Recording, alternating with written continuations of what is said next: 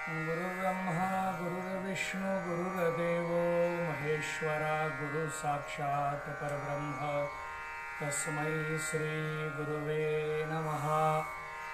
श्री संत मुक्ताई समाधी सोहळ्यानिमित्त आपण संत मुक्ताईच्या चरित्राला अधिकाराला स्पर्श करण्याचा प्रयत्न करतोय।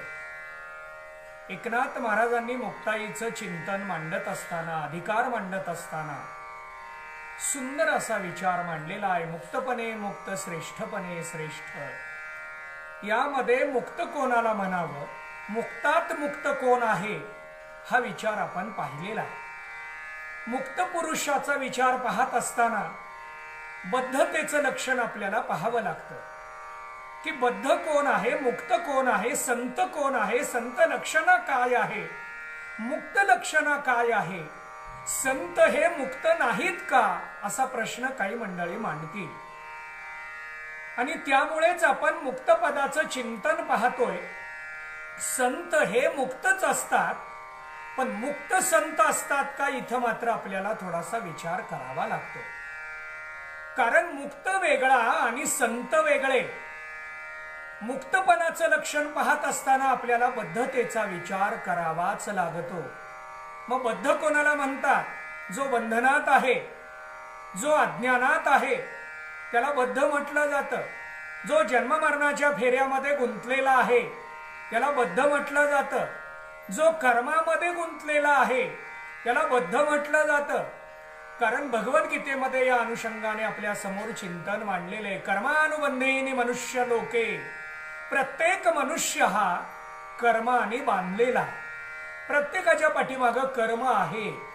बघा, प्रत्येकाला कर्म करत असताना कंटाळा येतो म्हणून तो विश्रांतीची अपेक्षा करत असतो।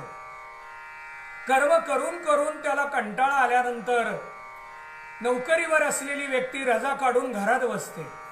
परंतु आता या व्हायरसमुळे प्रत्येकाला विश्रांतीच विश्रांती आहे, पण ती विश्रांती नको वाटायला लागली। कर्मापासून मी लांब झालो असं प्रत्येकाला वाटायला लागलं। मला कर्म करायचंय, मला काम करायचंय, मला कर्म करायचंय, हाच विचार प्रत्येकाच्या समोर आहे। कारण कर्माने आम्ही बांधलेले गेलेलो आहोत। पण आता आम्ही विश्रांतीला आहोत, म्हणजे विश्रांती रूपी तरी कर्म करतोय का? मग या विश्रांतीत आमचं काय चालू आहे? काही जणांना वाचनाची आवड आहे, ती मंडळी पुस्तकाचं वाचन करतायत। वारकरी संप्रदायातली मंडळी, काही मंडळी ग्रंथाचं पारायण करायला लागलेली आहेत, नामस्मरण करायला लागलेली आहेत, भगवत चिंतन करत आहेत, अध्यात्माचा तात्विक असा विचार अभ्यास चालू आहे। प्रत्येकानं आपलं आपलं क्षेत्र निवडत असताना विश्रांतीतला सगळाच वेळ ते यामध्ये घालवतात का 1-2 तास घालवतात? म्हणजेच कर्म आमच्यासाठी अतिशय महत्वाचं आहे आणि ते कर्म आम्हाला खेचून घेऊन जातं। पण या कर्माचा बारीक विचार प्रत्येक जीव करत नाही। आपण जसं कर्म करतो तसं आपल्याला फल मिळत असतं आणि म्हणूनच कर्माचं फळ हे आम्हाला भोगावंच लागतं। कर्म फळ आहे आणि ते भोगावं लागतं हे मात्र नक्की आहे। आणि म्हणून संत महात्मे आम्हाला सांगतात की कर्म करत असताना विचार करा। कर्म करायचंय, ते कर्म करत असताना विचार करा की आपण कोणतं कर्म करतोय, आपण ते कर्म करावं का, ते कर्म करू नये, हा विचार शास्त्रानं मांडलेला असला तरी आमच्या मनाला तो पटत नाही आणि म्हणून आम्ही त्या कर्माकडे आकर्षित होतो। आणि त्यामुळे एकदा लॉकडाऊन जाहीर केला की घरात बसवण्यासाठी पोलिसांनी आमच्याकडे यावं का, कशासाठी यावं? एकदा विषय जाहीर झाला की आम्ही स्वतःहून का आम्हाला बंधनात ठेवू शकत नाही? बघा, हा लॉकडाऊन आपल्या समोर आला, याची आपल्याला कोणाला सवय नाही, तो कसा पाळायचा असतो। म्हणून आपल्यातली सगळी मंडळी कधी शिथिलता येते याच्याकडेच बघायला लागलेत। हा व्हायरस कधी संपतो याच्याकडे कुणाचंच लक्ष नाही।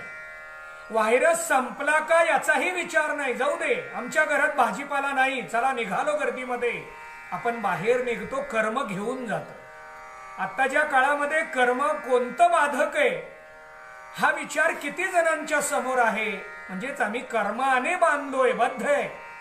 मग आम्हाला जर बद्धतेतून मुक्ततेकडे यायचं असेल तर आम्हाला कर्माचं ज्ञान झालं पाहिजे, आम्हाला अज्ञानाचं ज्ञान झालं पाहिजे. मी अज्ञानी आहे. किती जणांच्या लक्षात येतो मी अज्ञानी आहे म्हणून? अहो, जे अज्ञानी आहेत त्यांनाच वाटत नाही अज्ञानी आहे म्हणून. काही जण म्हणतील मग ज्ञानी कुणाला म्हणावं हे पहिल्यांदा सांगा. जे अस्खलित बोलतात त्यांना ज्ञानी म्हणावं, जे विचार मांडतात त्यांना ज्ञानी म्हणावं, जे विचार लिहितात, पुस्तकं लिहितात त्यांना ज्ञानी म्हणावं. ज्ञानी शब्दाची व्याख्या काय? तात्विक दृष्ट्या विचार केला तर ज्ञानाच्या 7 भूमिका आपल्या समोर मांडलेले. 7 दिवसामध्ये 7 भूमिका प्राप्त व्हाव्या म्हणून आपल्याकडे सप्ताहाची पद्धत आहे. सप्ताह का करायचंय? चालत आला म्हणून नव्हे, दररोज ज्ञानाची एक एक अवस्था आम्हाला प्राप्त व्हावी म्हणून दररोजचं कीर्तन ऐकायचं असतं. शुभेच्छा, सुविचारणा, तनुमानसा, सत्वापत्ती, असंसक्ती, पदार्था भाविनी आणि तुर्यगा या ज्ञानाच्या 7 भूमिका आहे. मग यातली एक प्राप्त असणाराही ज्ञानी आहे आणि 4 प्राप्त असणाराही ज्ञानीच आहे. पण ज्ञानी म्हणत असताना या ज्ञानी मंडळींना तरी अज्ञान लक्षात आलेलं आहे का? अज्ञानाचा विचार जर पाहायचा झाला तर बहुतांश अज्ञानी, घन अज्ञानी जे आहेत त्यांना अज्ञान लक्षातही आलं नाही आणि अज्ञान समजून घेण्याची इच्छा सुद्धा नाही. एक वर्ग असा आहे की अज्ञान लक्षात आलं तरी मी कुणीतरी आहे या वृत्तीमध्ये अज्ञान घालवण्याचा प्रयत्न त्यांच्याकडून घडत नाही. उलट मी कुणीतरी आहे या अहंकारामध्ये अज्ञान निवृत्तीपासून आम्ही बाजूला राहिलो म्हणून बद्धच आहे. एक वर्ग असा आहे की अज्ञान कळलं आणि म्हणूनच त्यातून मुक्त होण्याचा प्रयत्न सुरू झाला. कै हे बिरडे भेटेल, कै तो स्वामी भेटेल, युगाहुनी वडील निमिषमानी. कधी बिरड भेटेल, कधी हे बंधन सुटेल, कधी मी अज्ञानातून बाहेर निघेन, काही मी उद्धार पावेन, काही कृपा करील नारायण. ऐसे तुम्ही सांगा संत जन, करा समाधान चित्त माझे.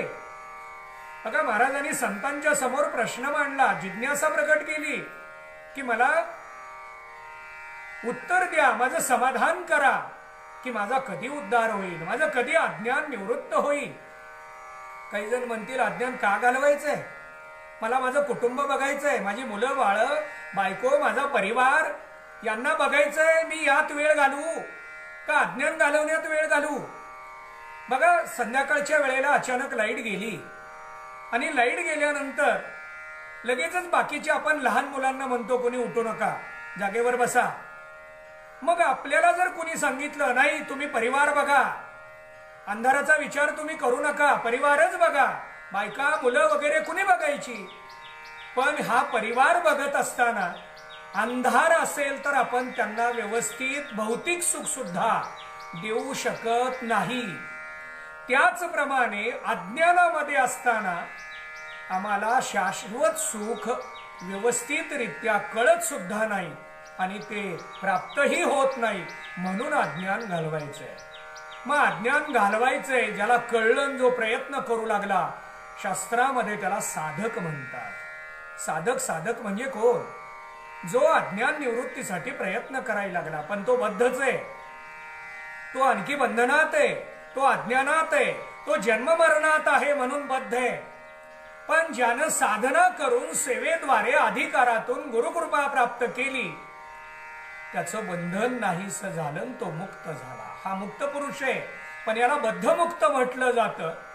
संतांच्या बाबतीमध्ये नित्यमुक्त असा विचार आपल्या समोर मांडला गेलेला. संत हे नित्यमुक्त आहे. ते आपल्या लोकामध्ये असले तरी ते मुक्तच आहे.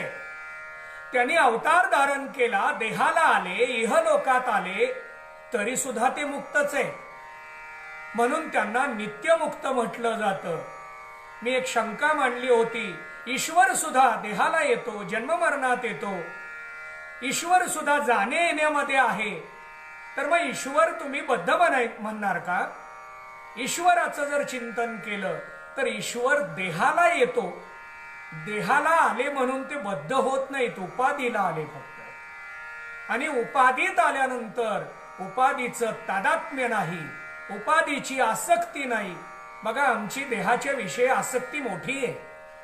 देहाच्या विषयी आमचं तादात्म्य मोठं आहे आणि म्हणूनच आता काय करायला लागलो आपण? देहाला सांभाळायला लागलोय. आरोग्य सांभाळा. आपल्या समोर विषय आला.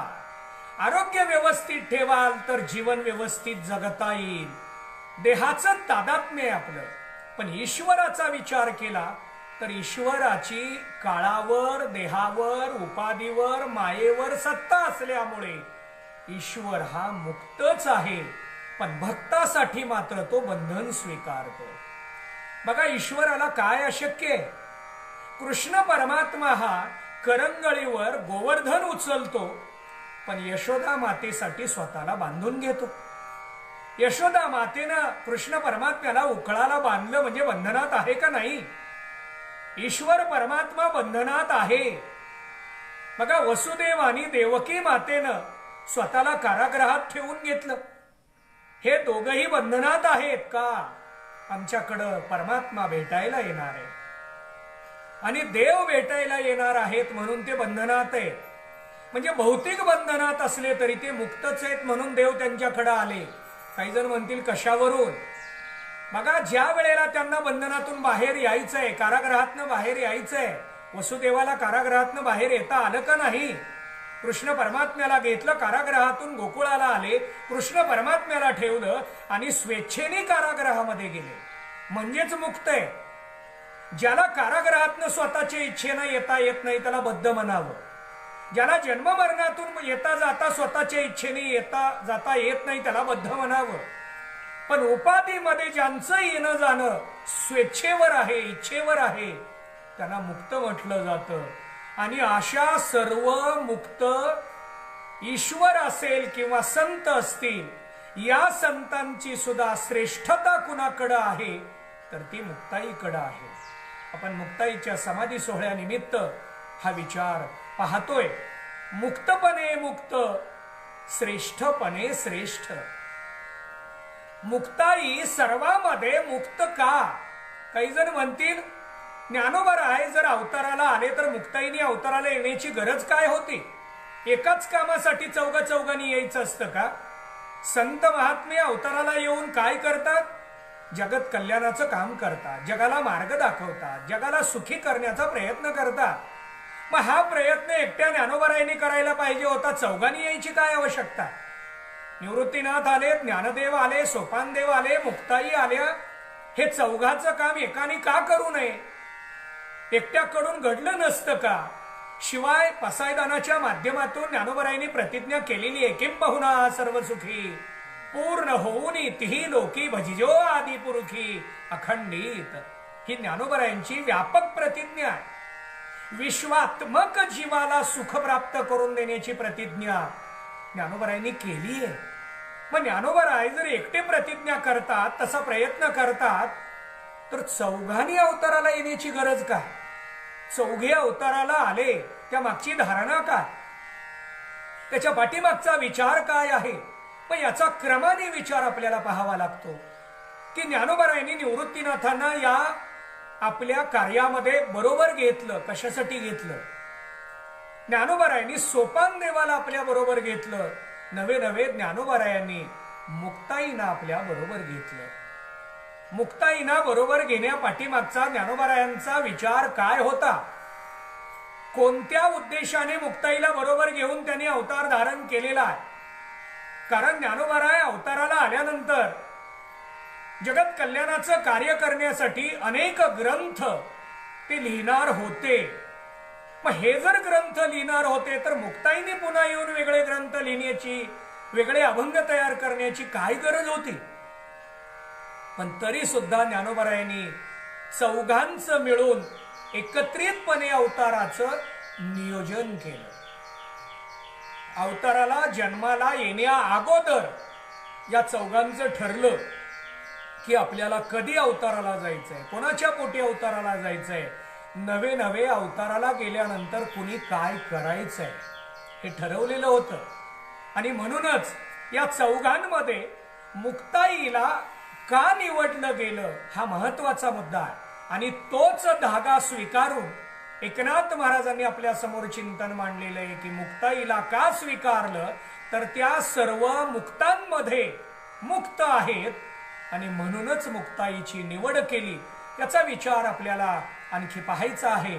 पण उर्वरित चिंतन आपण उद्याच्या प्रवचनामध्ये पाहू. पुंडलिक वरदा हरी विठ्ठल. श्री ज्ञानदेव तुकाराम.